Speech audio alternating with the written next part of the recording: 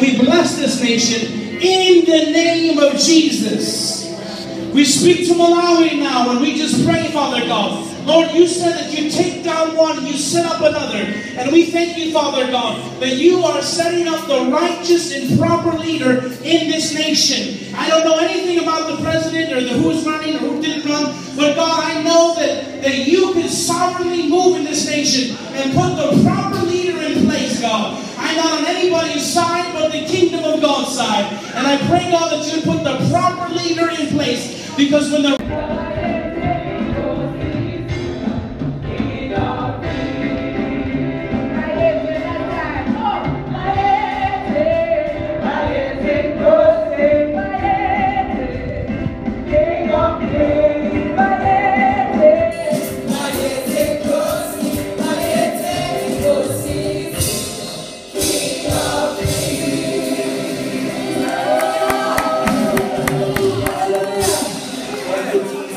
Bless you.